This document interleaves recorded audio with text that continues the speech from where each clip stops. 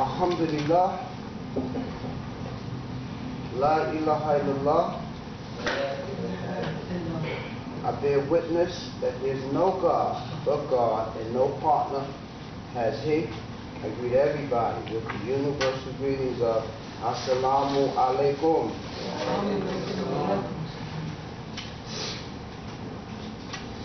God willing, the title of today's sermon will be called, Are You Willing to Let This World Go for the Garden? I'll say it again. Are you willing to let this world go for the garden?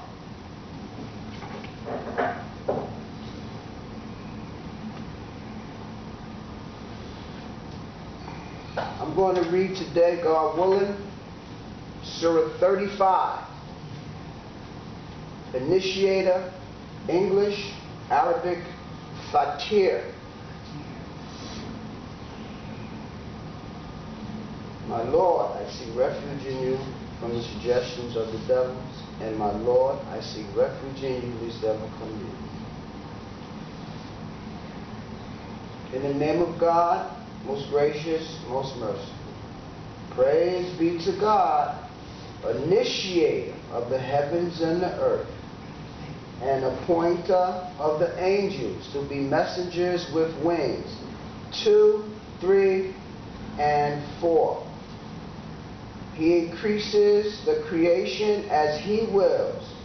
God is omnipotent. When God showers the people with mercy, no force can stop it. And if He withholds it, no force other than He can send it. He is the Almighty, most wise. O people, remember God's blessings upon you. Is there any other creator other than God who provides for you from the heavens and earth? There is no other God besides Him. How could you deviate? If they disbelieve you, messages before you have been disbelieved. God is in control of all things. O people, God's promise is the truth. Therefore, do not be distracted by this lowly life. Do not be diverted from God by mere illusions. The devil is your enemy, so treat him as an enemy. He only invites his party to be dwellers of hell. Those who disbelieve have incurred a severe retribution, and those who believe and lead a righteous life have deserved forgiveness and a great recompense. Note the one whose evil work was adorned in his eyes, until he thinks that it is righteous. God does send astray whomever wills to go astray, and He guides whomever wills to be guided. Therefore, do not grieve over them. God is fully aware of everything they do. This is a powerful surah here. Surah 35, Fatir. What stands out to me in this surah,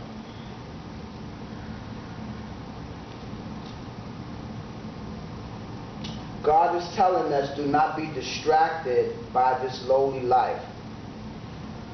And the understanding for me, and I'm asking God to help me convey it to us, because whoever is standing up here, give a quick bow, and they're delivering the message to those who are listening. That message, in that message is a healing for whoever's listening, especially if they're reading from the Quran, because God says that in it is a healing and a mercy. So God is saying that I got you. I got the medicine. I'm going to prescribe some medicine for you. But you got to listen. And then once you hear it, you got to follow through. So God is telling us, do not be distracted by this lowly life. So God is talking about, do not let whatever we are dealing with, going through, what's happening around us, things we want to control and change, whatever the situation may be, God is telling us that if it's not in your power to bring about a change, then what you do is Relax yourself and do not become distracted by this lowly life. Why would God call this the lowly life? Because this is the lowly life. Because this ain't the highest of life. This is the lowly life, because in this life you die. Right? Yes, sir. So that's how we know this is the lowly life. Right? It's the lowly life. God tells us it's the lowly life. Right? And we leave out of here. We die. Right? So we know, because God, God informs us. He tells us this is the lowly life. And for us who believe in the Creator, for us who love God, for us who are falling in love with God, I'm telling you, man, in order to truly feel peace, you have to fall in love with God. The same way we love our people, our things, right? Our children, right? Our spouses, right? Our relatives and family, right? We in love, right? So on and so forth. We must fall in love with God, the Creator. Because when we do that, God is going to show us some things. He's going to point some things out to us, some areas in our life that we got to work on, some areas in our life we got to let go, some areas in our life we got to just be a little bit more patient about, right? Because this life is about having patience. Yes. Yeah. Get on that train early in the morning, right? And get on that train at a certain hour at night. Might be crowded and packed, right? So in this life, we have to have patience, because this is the lowly life. And God shows us in this lowly life how to get to the higher life. And there's some things we got to do while we're down here to get to the higher life.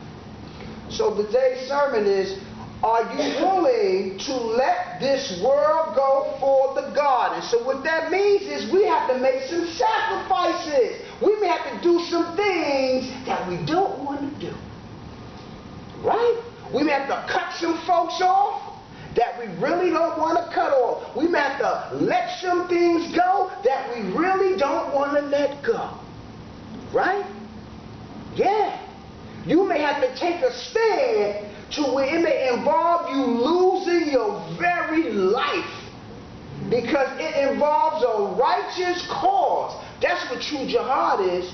True jihad is not going hurting innocent people and doing no. True jihad is when you are willing to do and make the righteous change that's going to bring about some change, first within yourself, then your near relations, and then to the outer community abroad. That's what true jihad is about. That's what true change is about. First you start with you.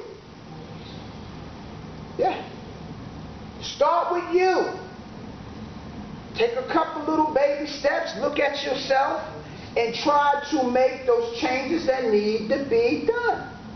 And when you are making those changes, you call on God as you make those changes. You hold on to God as you make those changes, right? You rely on God as you become the true change, right?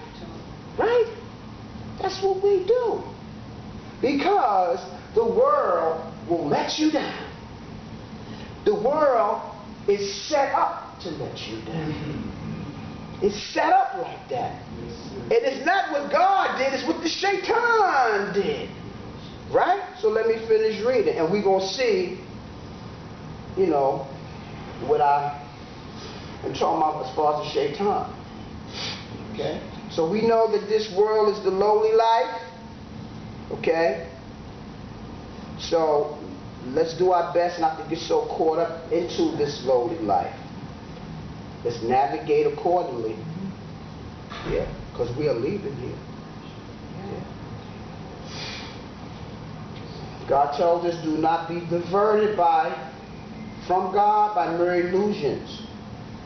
Yeah, things that look good but ain't good. It's an illusion. That's what it is. It's an illusion. Yeah. All the money we get and all the stuff we get, it's an illusion. It don't go with us. It don't go with us. The only thing that we take with us is our soul. The soul is a soul ship. It's a ship.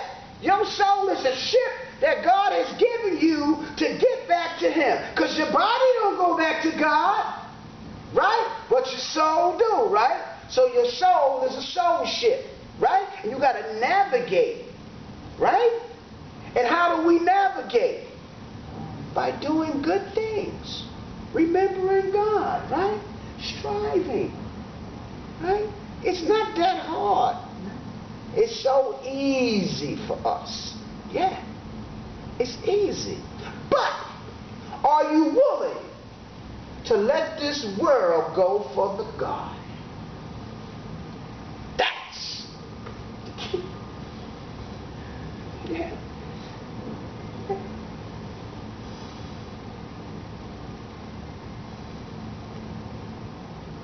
The devil is your enemy.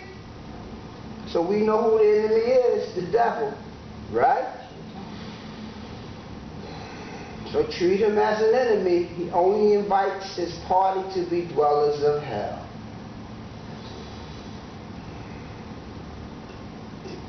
Those who disbelieve have incurred a severe retribution, and those who believe and lead a righteous life have deserved forgiveness and a great recompense. So God is telling us right now, today, that through our righteous works, right?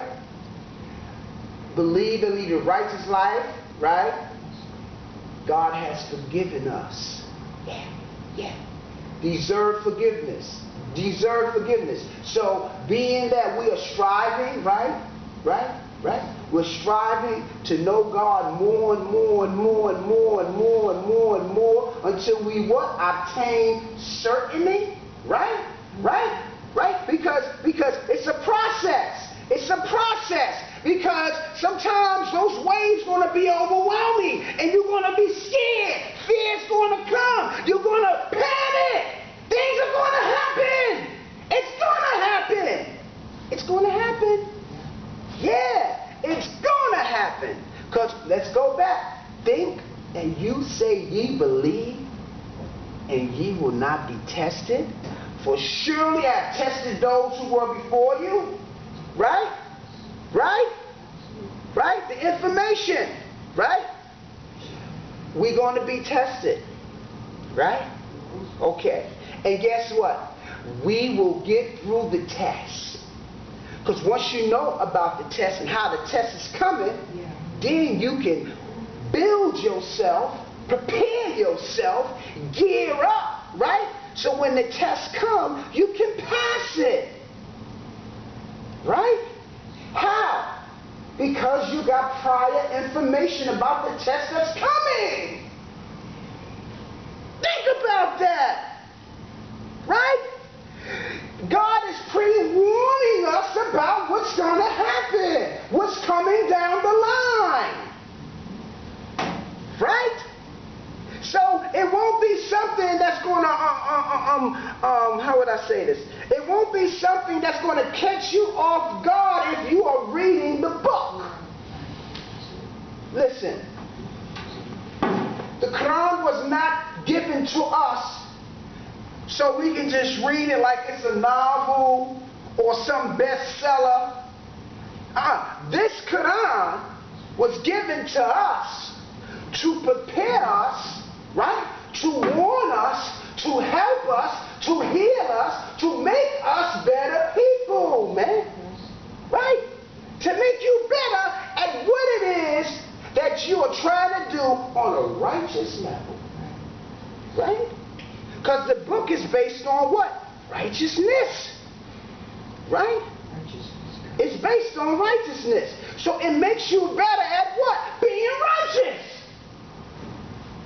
Right? Because when an electrician, right, or mason, right, or chemist or engineer is studying their craft or the field of knowledge that they're studying, don't they get a book? Absolutely. Don't they get a book, a manual, a book? Right? And guess what else they get? They get someone who has prior knowledge of what it is that they should be doing in order to do the job right. We got the book, the Quran, to show us how to do the job right. Right? To get the job done. Right? And be successful in doing the job. Yeah. So, case in point, being that things is going on the way it's going on, right?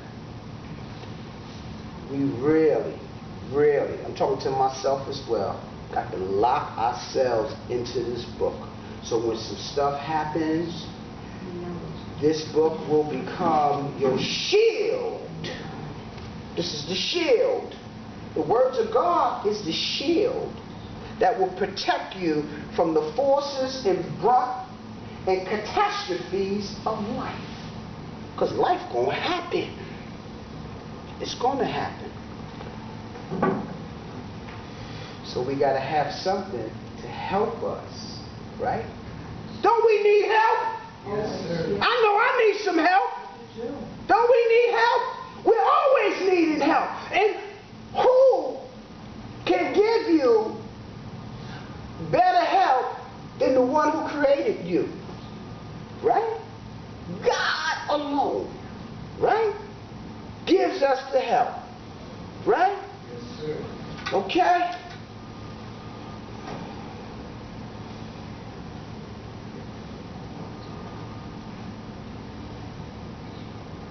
So, we know that we're striving, God is forgiving us, and also God is giving us a great recompense. Yeah.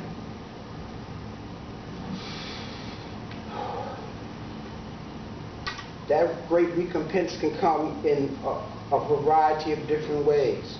It would just come to where you just got enough money to make it each month and get what you need to get and have what you need to have and still be a happy camper. Yes. That could be a recompense from God. He's just giving you just what you need, and you might think, oh, I need more, but guess what? All your needs and wants and everything is being facilitated by God, and it's coming, and it's not going to stop because it's endless. Yes, it is. Right? Right? But the world wants us to panic. That's why, are you willing to let this world go for the God? Are you willing? Yes, I am. Huh? Because you're going to have to let some things go in order to grow. Yeah. And like I may mention earlier, it may be a little painful. Yeah. But God says with every difficulty there is ease. See, look, listen.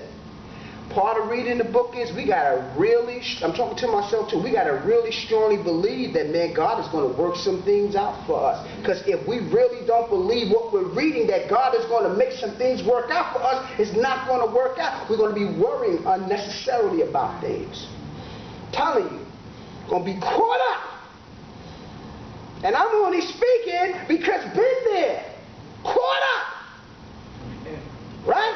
Caught up in this human dynamics of worrying. Right? Oh my God. Yeah, you better, oh my God, and turn to God.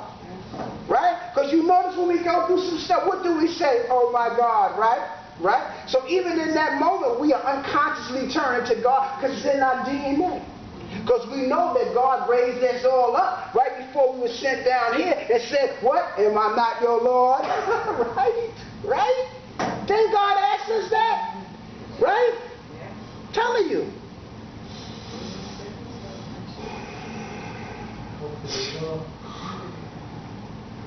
Note the one whose evil work is adorned in his eyes until he thinks that it is righteous. God does send astray whoever wills to go astray. He guides whoever wills to be guided. So God is telling us that we got to want to be guided by God in order to be guided. Yes, yes, yes, yes, yes. It's what God is saying, right? And if we go astray because we are not following the guidance. Plain and simple. Plain and simple. Listen, it's easy. This stuff is easy. God has made the submission easy. This is easy for us. It's easy. He guides whoever wills to be guided. Therefore, do not grieve over them. God is fully aware of everything they do. So God is telling us, keep the focus on you. And I'm not saying be selfish. No, I'm not talking about be selfish. But God is saying to me, to us, keep working on yourself. Keep building yourself. Keep striving to become the best you that you can be. That's what God is telling us to do. So whatever you can do to the capacity that you're able to do, that is how you do it. That's how you work righteousness. Whatever capacity that you're able to do, whatever capacity that you understand what it is that you can do, that's what you do. You understand? You don't try to go way out if you can't do it. Right? Right? There's a balance. In Arabic it's called the mizan. The balance. There's a balance to this. Right? There's a balance to this. This is why it's vitally important that we understand exactly what it is that we're doing. This ain't just a club where we come every Friday, and the Grand Poobah gets up here and he gives lecture. This is deeper than that. It's deeper than that. And this ain't no thing where we're, no. We understand that we are human. We all understand that we are going through things, right? We're striving. We got fears. We go through different stuff, so on and so forth. And we come together to get the relief by saying, you know what? God got you. Don't worry. I've been through that. You understand? And when we share our experiences of what it is that we've been through, that gives the other person hope that what? Sister so-and-so went through this, brother so-and-so went through that, and they was going through it, right? And then they shared things, got better for them, and so on and so forth. This is what community life is about. Giving each other the hope, right? And pushing each other to be the best that we can be on the level that we're on, or on the level that we need to be through the inspiration and words from God that God gives us. That God gives us. From who? A man amongst you. Or from a woman amongst you. Right? You can get your information from a stranger sometimes. Yeah, so we got to be open-minded. What I know, what you know, and whoever know what they know, God says that over one knowing, there's one knowing, right? More and more and more and more and more, right? So this is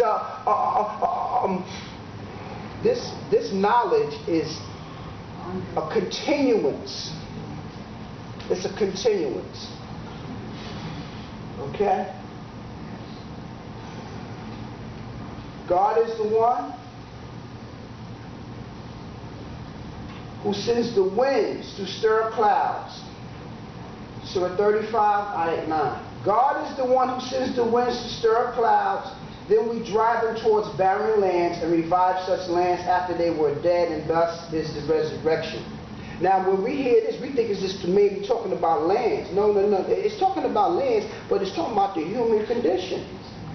Yeah. It's talking about us. Yeah. Sends the winds to stir up clouds, then we drive them towards barren lands and revive such lands. Have you been in a situation where you felt so down and out, right? And then God will bring some of His blessings, some of the goodies to you, right? And it'll revive you in your spirit. You'll be smiling, feeling good, you're perky, right? And what you was worrying about is no longer bothering you, right? See? You see that? Right? After they were dead, thus is the resurrection.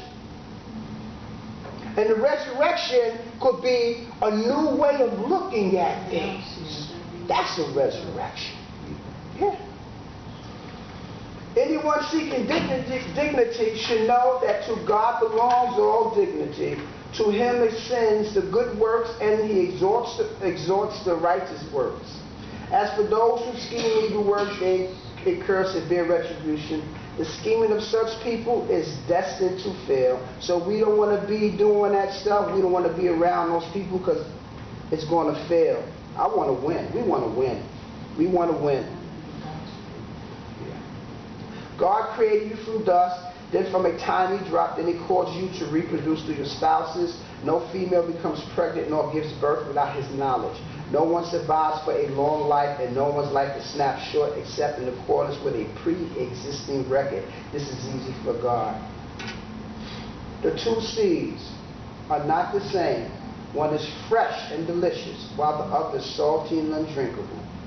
From each of them you eat tender meat and extract jewelry to wear, and you see the ship sailing through them, seeking his provisions that you may be appreciative.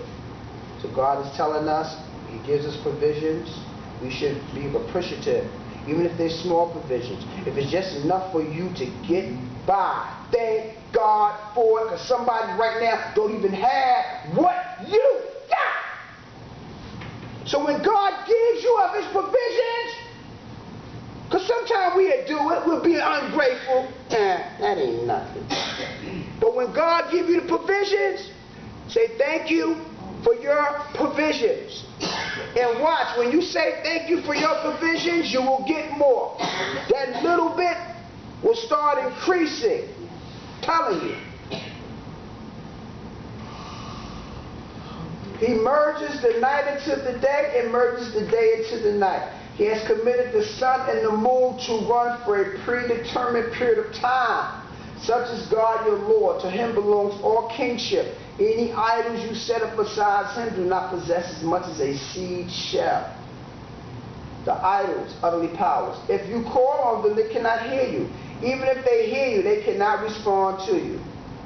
On the day of resurrection, they will disown you. None can inform you like the most convinced. On that note, we want to repent, and then go on to the second half of the sermon. We go on to that.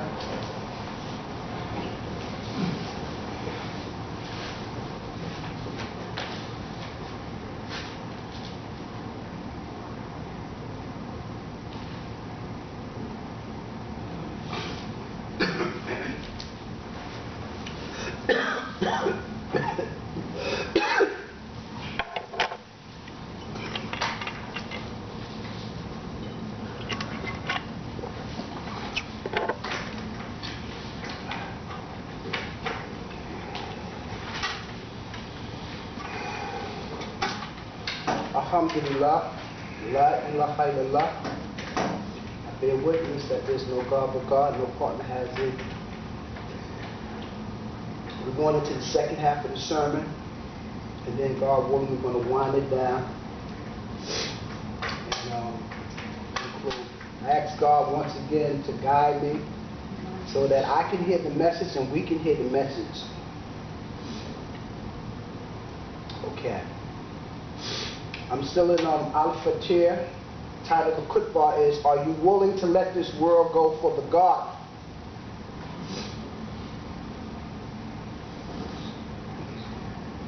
Okay. Oh people, you are the ones who need God, while God is in no need for anyone.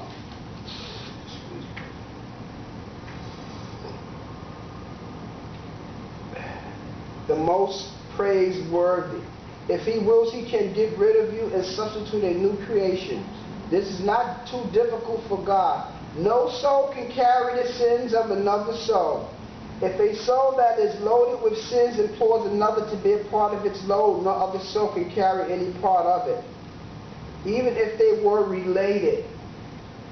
So people, God is telling us, right, because we got family members, we care about them, we want the best for them and all that, but this is what God is saying. We need to get out the way. We need to get out of God's way.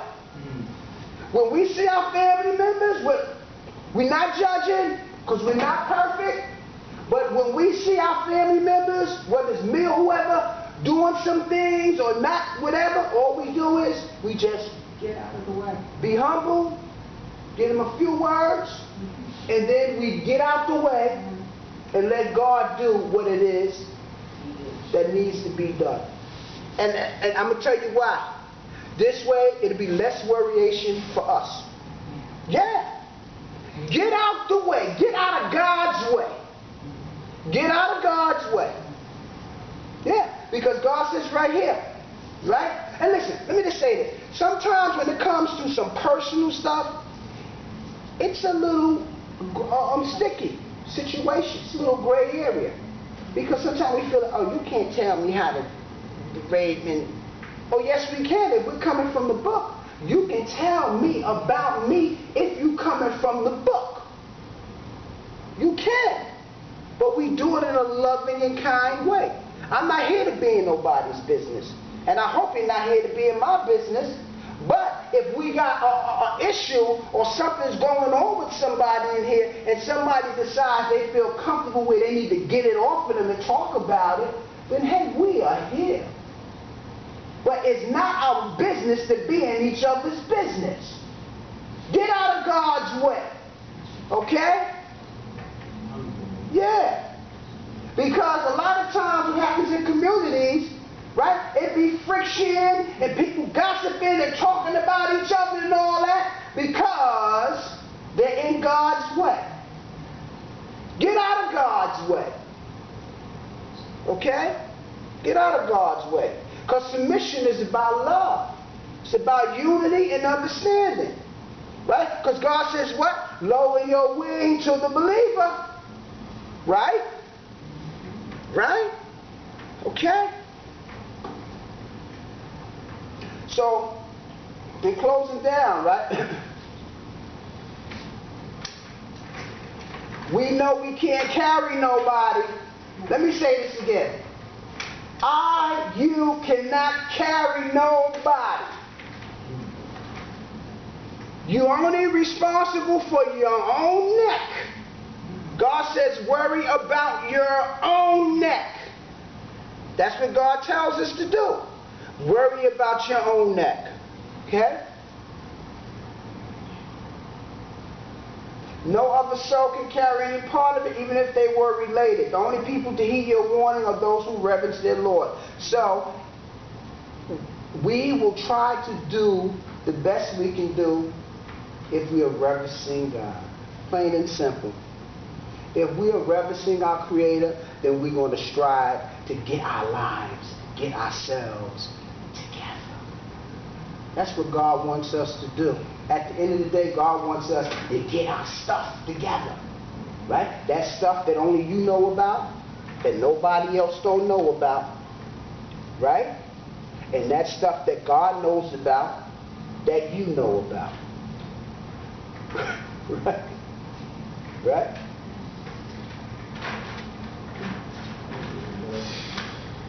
Okay. Even when alone in their privacy and observe the contact prayers. Do you see how important making those prayers are? Contact prayer. Very important.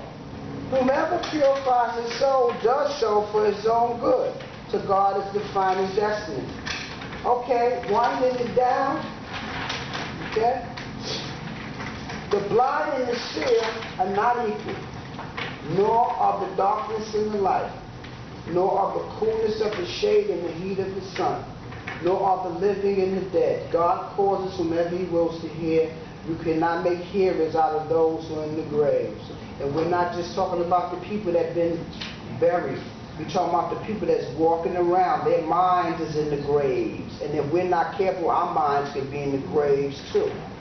This is why we need God more than we ever needed the Creator, because some things are going on, some other stuff is coming out of pipeline that we don't know when it's going to happen, but we do know what's going to happen, because God tells us death is coming, loss of wealth is coming, right? A whole lot of stuff is coming. Listen very carefully. We do not know when life is going to happen to us But we do know what is going to happen when it happens, because God has told us what is going to happen. We don't know the time, but we know what is going to happen. Do y'all agree with me on that? Do y'all agree? Right? God lets us know some things is going to happen. Yeah, it's going to happen. Going to be a multiplicity of things. They may come in, some people say, oh, 1, 2, or whatever, but they're coming. It's going to happen. So being that we know, we got to really hold on to God. I mean, seriously. Remember God in everything you do. Hold on to God. Don't be distracted by this lowly life. Don't allow life to beat you up. We're going to be going through some things, but guess what? They're not greater than God. The job is not greater than God. The money's not greater than God. Nothing is greater than God, because if we rely on God, God is going to take care of us, because that's His promise. He said, for surely it is incumbent upon us to help the true believers.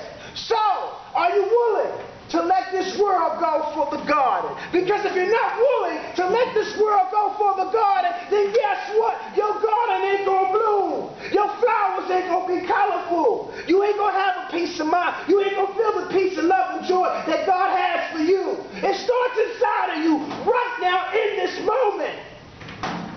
That's where it starts. Right now in this moment. It starts now in this moment of now, because you're breathing. You're seeing, you're hearing. It starts now. This is our now. Tomorrow may not be our now. And I'm going to end on that. Let's make this a lot.